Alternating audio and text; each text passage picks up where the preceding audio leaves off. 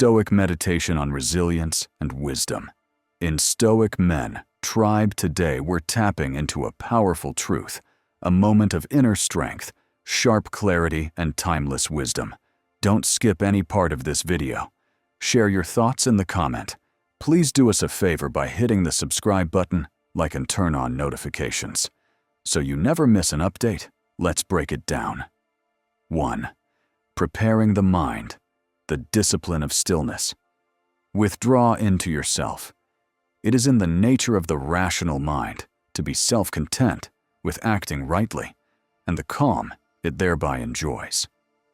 Marcus Aurelius, Meditations, 6:30. Before wisdom can take root, before resilience can grow, the mind must be calmed, not silenced completely, for that is not within our nature, but brought into harmony with reason. So now, begin by withdrawing inward, not as an escape from the world, but as a return to yourself, to that still, quiet center untouched by fortune or chaos. Sit comfortably, your spine gently upright, like a column holding up a temple roof, strong yet not strained. Let your shoulders fall from your ears. Let your hands rest gently in your lap. Now, close your eyes. Or if you prefer, lower your gaze. Breathe. Inhale slowly through the nose. Pause. Exhale softly through the mouth. Do this again. Let the breath guide you. Inhale, calm entering. Exhale, tension leaving. There's nothing to perform here. No audience, no scoreboard. Only the sincere act of self-governance. The Stoic turning inward toward clarity. As you breathe, notice the thoughts floating in. Memories, tasks, concerns. You do not need to suppress them. That would be force, not philosophy. Simply observe them. Let them rise like smoke, then dissipate. You are not your thoughts. You are the observer of thoughts, the rational mind, capable of choosing what to assent to and what to dismiss. If you are pained by external things, it is not they that disturb you, but your judgment of them, and it is in your power to wipe out that judgment now. Marcus Aurelius, 8.47. This is the beginning of power, recognizing that your inner world is yours to shape. As a blacksmith shapes iron through fire and hammer, so too do you shape your mind through discipline and reflection. Feel the rising stillness within you. This is not emptiness. It is space. Space for reason. Space for freedom. Space for wisdom. You are now in the proper condition to begin philosophy. The core distinction, the great divide of Stoicism.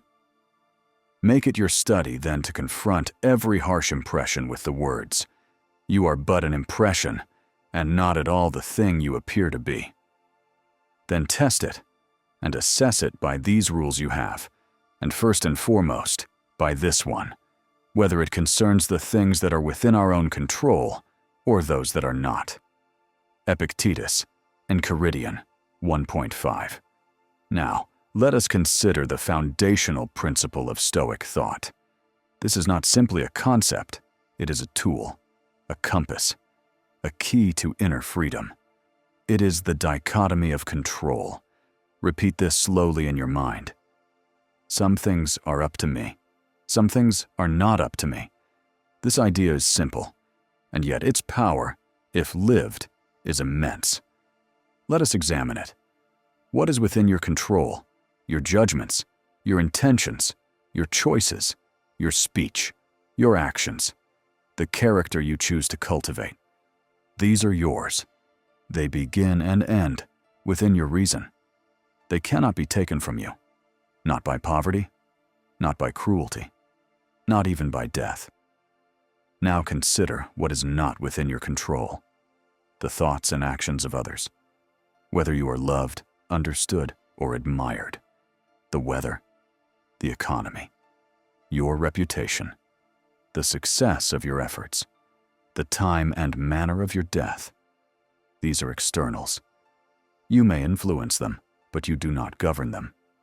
To attach your peace to them is to hand your soul over to fortune, to be its servant rather than its master. Freedom is the only worthy goal in life. It is won by disregarding things that lie beyond our control. Epictetus, Discourses. Sit with this now. Breathe with it. Feel the calm that comes from surrendering what you cannot hold. Feel the strength that comes from owning what is truly yours. Now, reflect. What worries you today that is outside your control? Can you release your grip on it, not with apathy, but with wisdom?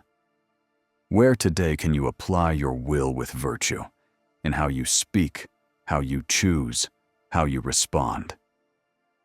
Resilience begins not in toughness, but in discernment. Wisdom begins not in learning more, but in focusing only on what is truly yours to govern. The Stoic is not concerned with bending the world to their will. They are concerned with aligning their will to nature, to reason, to virtue, to truth. Now say silently, "Today I will act with courage in what is mine, and I will yield with grace to what is not." This is the Stoic serenity, not the absence of pain, but the presence of reason. Not the elimination of adversity, but the refusal to. Seneca wrote, "What is the good of having a mind that can range through the universe if it is enslaved by anger, pride, or ambition?" Seneca, Letters to Lucilius, Letter 92. And Marcus Aurelius, the Emperor of Rome, wrote more humbly than any ruler before or since, "It never ceases to amaze me. We all love ourselves more than other people, but care more about their opinion than our own." Meditations, 12.4. Let your compass be virtue, not vanity. Let your aim be wisdom, not recognition. You do not need to be famous. You need only to be principled. Repeat to yourself now, "Let me not be ruled by appearances. Let me not act to be praised. Let me act to be right. By reason, by nature, by conscience." This is the anchor. This is the root. From this grows the only kind of life worth living. Not long, perhaps, but noble. 6. Resilience is a habit, not a trait. No man is free who is not master of himself. Epictetus, Discourses, 2.1. We now arrive at a critical Stoic insight, one often misunderstood in modern times. Resilience is not a gift. It is not something you are born with. It is not a fixed trait. It is not granted by fortune, nor is it a matter of luck. Resilience is a practice, a discipline, a cultivated habit of the soul. Let us explore this truth more deeply. Every time you choose patience over anger, every time you pause instead of panic, every time you speak with honesty when fear tempts silence, you are not just getting through the day. You are training yourself. Your soul, like a muscle, is growing in strength and flexibility. Let us return to story again. The short story, The Broken Cart. There was a farmer in a small Roman village known for his quiet strength. One day, his cart collapsed in the middle of the road. The axle cracked, the wheel stuck deep in mud. Several neighbors passed by. "Unbelievable," one said. "You should sue the carpenter." Another said, "I'd be furious. How will you harvest now?" The farmer simply nodded and began gathering rocks to support the cart. Then he cut branches to build a temporary brace. Hours passed.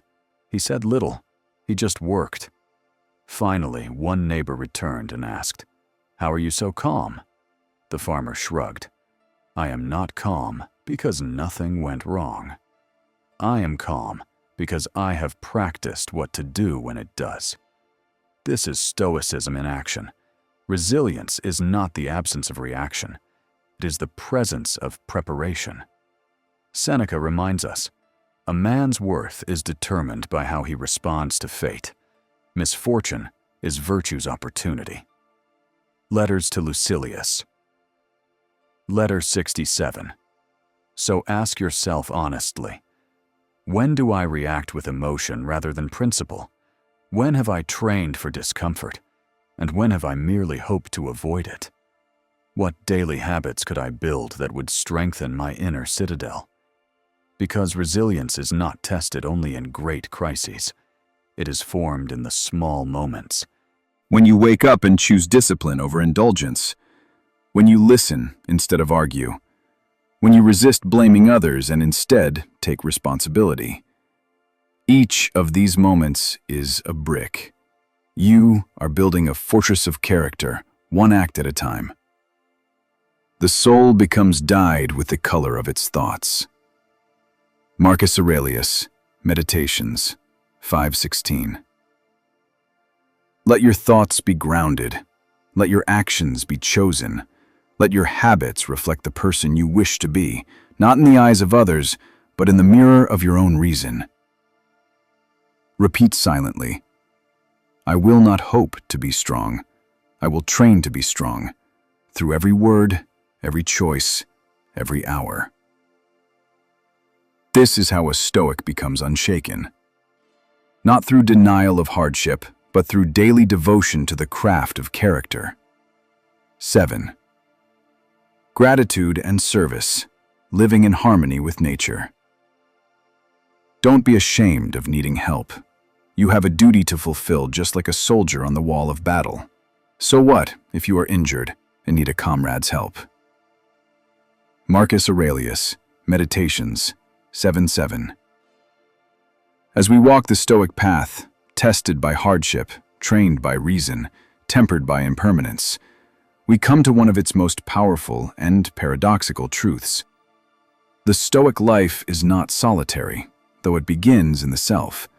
It is a life lived in service to others, in harmony with the greater whole. Let us reflect on this.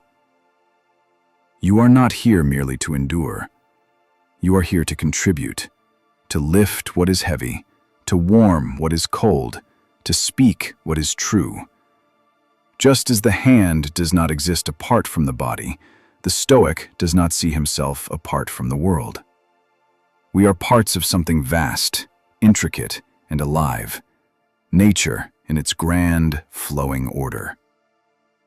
What brings no benefit to the hive brings none to the bee. Marcus Aurelius, Meditations, 6:54. Now, ask yourself, who have you helped today? Not out of obligation, but out of your nature. Have you spoken kindness, given time, offered presence? Have you made someone else's burden lighter, even a little? Let us illustrate with a brief story. The story, The Old Man and the Cold Stone. In a remote village tucked into the mountains, a blizzard arrived early in the year.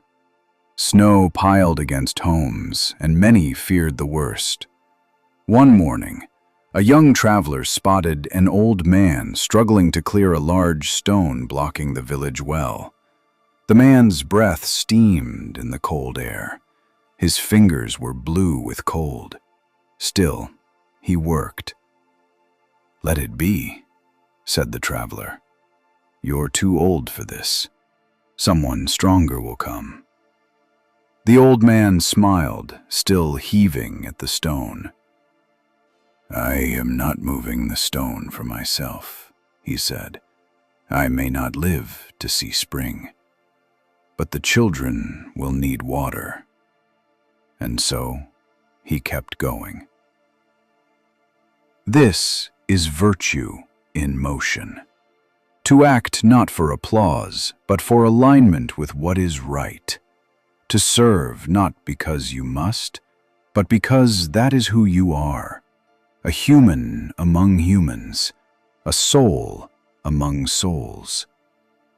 Gratitude and service are not separate from philosophy, they complete it. Seneca wrote, "He who receives a benefit with gratitude repays the first installment on his debt." Letters to Lucilius, Letter 81. And Marcus Aurelius, emperor and Stoic, rose each morning with the same purpose, When you arise in the morning, think of what a privilege it is to be alive, to breathe, to think, to enjoy, to love. Meditations, 6:30. So breathe with that now. Breathe in gratitude for this moment, this day, this life. Breathe out your intention to live it well, not for self alone, but for all. Say silently, "Let me be of use today, in thought, in speech, in deed. Let me give what I have while I can." This is how the Stoic finds peace, not by retreating, but by showing up, steadily and sincerely, for the world that shaped them. The eternal view, living with death, living without fear. Rehearse death. To say this is to tell a person to rehearse their freedom. A person who has learned how to die has unlearned how to be a slave. Seneca, Letters to Lucilius, Letter 26. Now we come to the final meditation. Not an ending, but a return to perspective. The Stoics did not avoid the topic of death, they embraced it, not with morbidity, but with clarity. Not to darken life, but to illuminate it. To remember death, memento mori, is not to dwell